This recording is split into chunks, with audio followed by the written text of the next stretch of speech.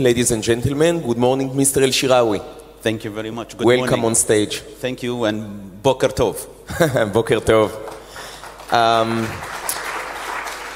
Even though it's one of the largest business firms here in the Emirates, I'm not so sure that all of our audience perfectly know the Al-Shiráoui family and the Oasis group. Can you tell us really in a nutshell a little bit about the corporation and maybe about yourself as the youngest member of this business family? Thank you very much. Yes, you are right. I am the youngest member of the Al-Shiráoui group. And the Al-Shiráoui family. The Al-Shiráoui family owns the Oasis investment that started as a partnership between my father, Abdullah Al-Shiráoui, and his dear friend and my mentor, Mr. Mohan Valrani. And this partnership led to the Oasis investment. And at the moment, while I am young, but I come with 23 years of experience. Yeah, young is a relative term, right? Yes, yes, definitely, especially nowadays.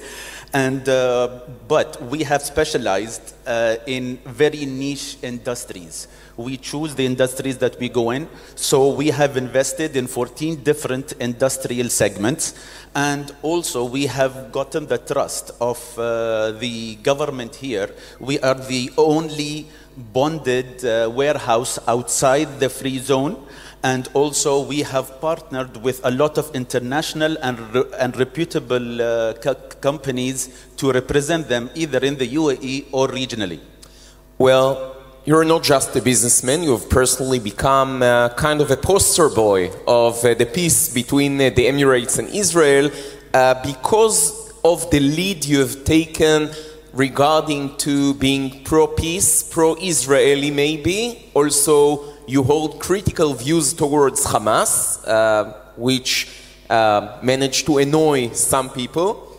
What made you taking this shift towards Israel, and how do you live with that definition of you being the poster boy of the peace in the Emirates? To start, I am no poster boy. I'm a peace propagator, and I really mean it, and I'm very passionate about it. And I would like to share, I actually went through a personal transformation, and the personal transformation started in my late teens, and actually it started from a verse from the Quran that the same verse is available in all of the scriptures in different ways. I will read it for you. The phrase says, "O people of scripture, come to common terms between us and you." This verse was the catalyst. This verse, when I comprehended, and you know, Matan, there is a difference between understanding something and comprehending something. Right. When I comprehended this verse, I went through a transformation of why, I mean, like how Mr. Khalaf al-Habtour said, why do we want war? What do we gain with war? We gain 10 times more with peace. Like he said, the problems come to you without money. Why do you need to pay for it? And yes, please. And and I would like to say there is a very nice story here also. I know an Israeli friend for more than a decade. By the way, I've never met him other than in Zoom. We've known each other for 10 years. He actually runs a site called IsraeliCool.com that is actually a fake news buster. David Lang and me, we've had a very long friendship. And 3 to 4 weeks, by coincidence, before the announcement of the Abraham Accord and the normalization, he asked me, "Thani, do you mind if I interview you for the website?" I said, "Please." I mean, I've known him for 10 years. Yeah, I don't mind. In that interview, I spoke about my transformation, my definition or our definition of peace, the word Zionism that has been villainized here and in a lot of places, and also the Palestinian leadership that have... So I saw that after this interview, and after you also wished the Israeli people Shabbat Shalom on social networks, approximately a month before the peace was officially announced, you have been under attacks on social media by people who didn't like this shift or transformation in your treatment to Israel. It hasn't been easy to be a peace supporter up until lately in this country. Well, to be honest, I did not get any attacks locally. I got attacks from Arabs that see the matter in a different way. Of course, I welcome that, and I usually start by saying thank you, and we have the right to disagree. I have my point of view, you have yours, let us discuss. I don't need to convince you, you don't need to convince me. I will just want to voice my opinion. And when you said I was critical to Hamas, I was actually critical to the Palestinian leadership that have hijacked the issue, and they are maintaining a status of stalemate, and unfortunately the common person on the street in the Holy Land are getting hurt, regardless of being Israeli or Palestinian. So you currently see the Palestinians as the ones responsible to the conflict in the Middle East. I mean, that's a huge step to take. Just to add a word, not the Palestinians, but the Palestinian leadership. I mean, I'm sure at the end, every Palestinian wants to go to work, wants to put food on the table, wants to have a peaceful life. But the Palestinian leadership, unfortunately, are maintaining this stalemate, and they are not progressing anywhere. Okay. Let's talk a little bit about business. Where do you see the biggest areas of potential in Israel-UAE collaboration? I mean, are the El Shiراoui Group's companies interested at a particular field in Israel? See, I'm passionate about peace, don't get me wrong, but I'm also a businessman. Sure. Also, at the moment, what I'm doing, and I think my colleagues here would agree with me, that during COVID, it's very difficult to study it better or to study the industries, because seeing is believing, and I need to go to Israel to study. So at the moment, I am studying the different sectors, such as the water industry, such as the tech industry, also how we can cater to agriculture. Of course, this is what I can get from Israel, and also what I can give Israel from the industries that we are. I mean, I've found few niches that I can cater to Israel. Do you have examples, I mean, of particular fields or area of experience which you're currently looking for in Israel, just for our audience to know a little bit more about your interests? I mean, for example, yesterday during the dinner, I was chatting with some of my colleagues here, and what I found that, of course, the steel fabrication industry is huge. So there are some types of fabrication that you don't do in Israel, and you import them either from Turkey or from somewhere else in Europe. East, maybe, yeah. Yes. So we can cater that to Israel, and especially this is needed in the construction, in oil and gas. Now you have discovered gas. Okay, congratulations. Okay, so you will need all of that. So you've mentioned the energy industry, and much of the Emirates economy, not necessarily here in Dubai, but as a whole, is still based on oil, which will naturally get fewer and fewer during the upcoming decades. The question is, what happens on the day after?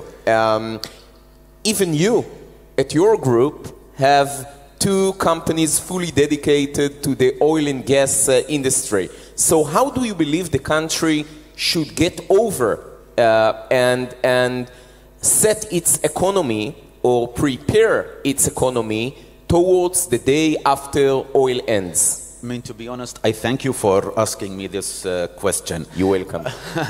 Israel is known to be the highest R&D per capita.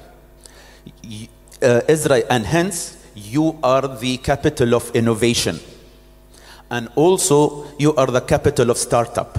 And as I have a friend quoted on social media, and here also it was mentioned by some of the speakers before me, that if Israel is the startup capital, we in the UAE are the scale-up capital. If you will innovate things, you will produce things, you need to reach the world. And as Mr. Bin Sulayem said before me, the UAE has second to none reach to every nook and cranny around the world. From Santiago in Chile to the north of Japan. And Emirates flies there directly. They have a network of ports where this is an opportunity for Israel to use to reach everywhere. And just to differentiate, Israel has signed peace with Egypt and Jordan, and it's been a cold peace, and that's why it was not successful. But this marriage has to work. This marriage will be an economical marriage, will be a commercial marriage where we will need each other. And when we need each other, this is an eternal partnership towards prosperity. So the upside of Israel will be using or assisting the Emirates as a gateway to the entire world, as a scale-up nation, like you've mentioned. 100%. What about the returnings to the Emirates? What do you think the Emirates can achieve by strengthening the collaboration with Israel? Well, see, Israel has advanced without natural resources. And as some of the speakers before me mentioned, in Dubai, we do not have many natural resources. And in the UAE, yes, we do, but until when? And we can learn from you. We can learn from you what you have done in such a small time, surrounded by adversaries. Well, speaking about doing things in small time, you've done quite amazing job since 1971. I mean, a relatively brand new country. Building all of what we've seen at the middle of the desert is pretty much amazing. Now, as a personal note, I've been here only since yesterday, and I was astonished by what I saw.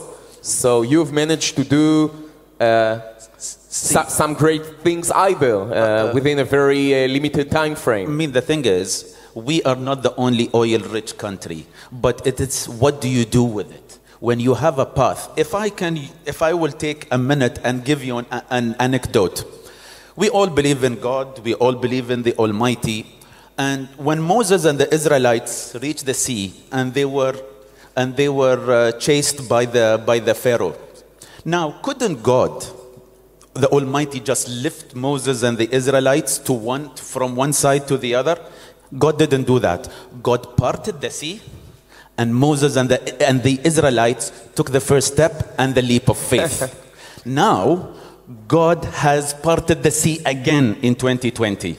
And our leaders have taken the first step and the leap of faith. But now it's me and you, Matan, and these ladies and gentlemen here to take the first step to go to the other side. Well, I certainly hope that all of us would be brave enough in order to cross to the other side, and I think we've already began doing so.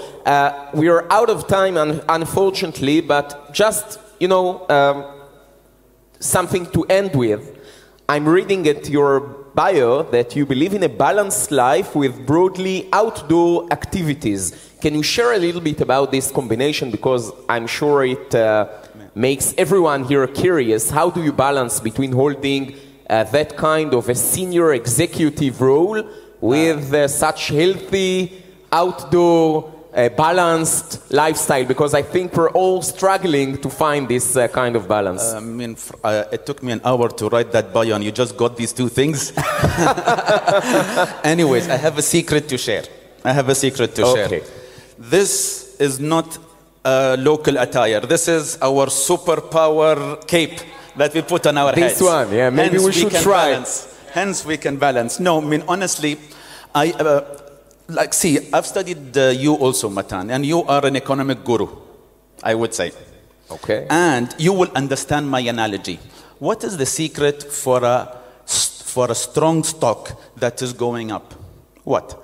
Dedicated and focused stakeholders, talented team, and luck. And I would say I am lucky to have a wife that helps me balance the family life and a business life. So I'm a husband, I'm a father, I'm a son, I'm a brother, and at the same time I'm a boss. And I'm lucky to have a team that are talented, that look at me for guidance, and I look at them for delivery. Great conclusion to a great conversation. Thank you. Mr. T'aani Shiráoui, thank you very much. Thank you. Thank you for joining me. Thank you.